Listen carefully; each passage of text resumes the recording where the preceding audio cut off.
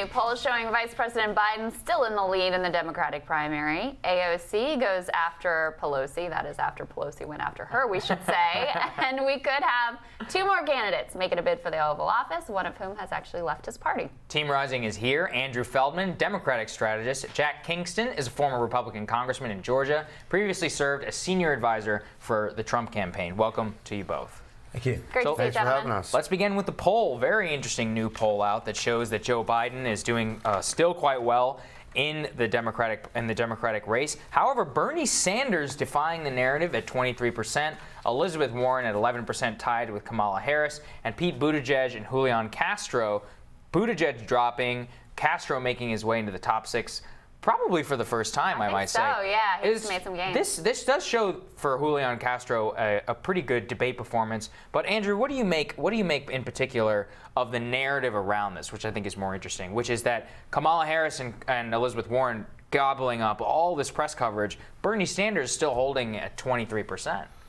I wouldn't read much into these polls, right? I mean, especially a national poll. I think read everything into these polls right now. Yeah. What's going to happen? Yes. Well, it's gonna look. I think that it's going to continue to tighten, right? I think that Biden has lost ground from where he was when he got in this race. Above 40% in some polls. Yeah. So look, I think things are tightening. I think that Bernie Sanders, his challenge is holding on to the progressive mantle. In this poll, he's doing it. In some other polls, he's not. So we have to see how it plays out. But look, I think Kamala and Elizabeth Warren are going to continue to be a increased force, and we'll see. And I agree with you 100%, Andrew. In the Quinnipiac poll last week, CNN showed Bernie slipped to fourth place.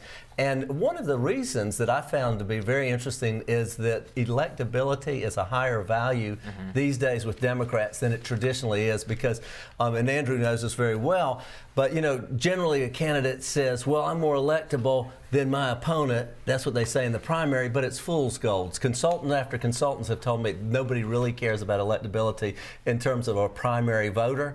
But this year, according to the ABC Washington Post poll, it showed 26% really are concerned about who is the candidate who can beat Donald Trump. But how do you figure that out? Right. I mean, that's the thing is it's such a squishy thing to think about. What do you base it on? I think a lot of times people just base it on either their imaginary voter that they have somewhere out there, their mom or whatever they use as their barometer for the average voter, or they base it on whoever they like. Like if I like this person, then everybody must like this person, right? Well, that same ABC Washington Post poll showed that something like 45% of the people felt that Biden was more electable, but he was not their first candidate. Yeah. Right. So there's a lot of practicality in the voters, and frankly, I hope it's not really true because it would show a lot of maturity among primary voters. We also have to remember, and the viewers need to understand this, that each one of these polls, and literally they come out every single day, have different methodologies, right? Yeah. The poll that came out last week that showed Elizabeth Warren moving into first place in Iowa was only done online. Right? So how do you take that, right? And how do you? It doesn't have cell phones. It doesn't have just normal home phones. And so now, how is this poll? What is the methodology of this that says Bernie holding in second and Biden still in first? It changes every single day. That's why right now, looking at these polls, I'm skeptical of what any of them say. Yeah.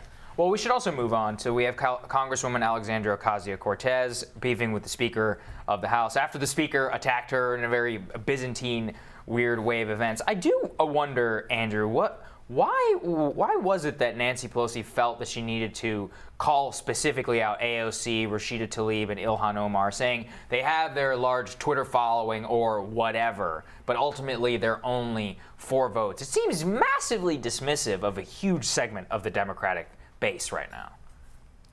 I think that Nancy Pelosi, right, one of the best things she is good at, right, much better than Republican speakers, right, is keeping the caucus in line and in lockstep with her and with the ability to get things done, right? And I think that's what she's making sure here. She wants to make sure everyone is clear about who's the boss in the House, and that's her, right? I also do think that, look, AOC is a very powerful figure, right? And she is driving the debate. But Nancy Pelosi is not wrong that they are a smaller faction than the rest of the caucus, right? And I think Nancy Pelosi, while she still has that gavel, is going to make it clear who's in charge. Well, Jack, you know something about coalition management here. Was this a smart move on the speaker? Yeah. I was a little surprised by it. Now, as a Republican, I fantasize public split in the Democrat Party. Yeah, well, we watched you guys go down that path for a while. It just doesn't work. It's just hard to, now with AOC, she has a Twitter following of, I think,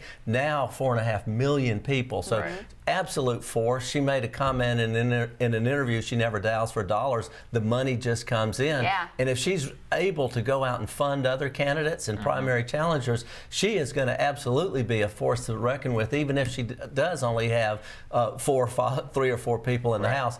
The thing where Nancy Pelosi is coming from, though, and that I admire about Democrats, they come from kind of Union Hall, bare knuckles politics where, get in line. If you come with me, you're going to share in the spoils. And if you don't, I'm going to punish you. And Nancy Pelosi has kind of ruled with an iron fist for that reason.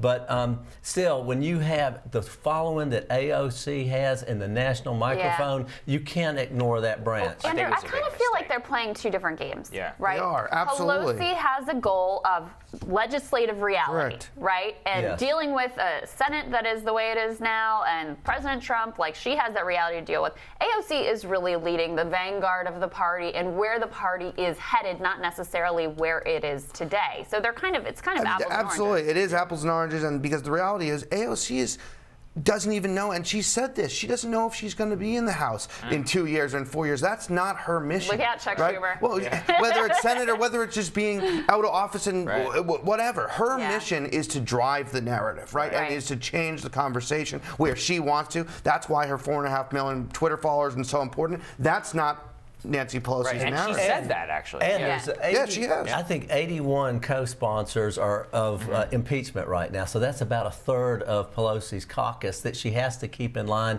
and has to kind of dole out the red meat, which I think is what Nadler is doing with hearing after hearing on kind of I gotcha stuff. So, she's got to keep them happy. But that message from Pelosi is not so much geared to Tlaib and AOC as it is to other members of the caucus to keep them in line. That don't have the following that Tlaib and AOC and Presley do. Can't afford to be called out the way that they are. Or want to move up in committees and et cetera. But what we saw with people when I was on the Whips team, people on our side like Ron Paul, Rand's dad, Walter Jones, the constant dissenters, after a while they did marginalize themselves.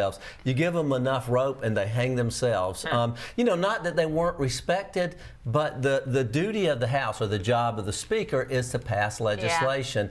And the better her coalition, the stronger her hand. When the Democrats are split, just like when the Republicans were split, we had to deal more with the other party. And if that's what they're going to end up doing with Nancy Pelosi, it's a lot better for Republicans. Interesting. Well, we have more we want to get to with you guys. We got to take a quick break. We'll be back with more Team Rising just after this.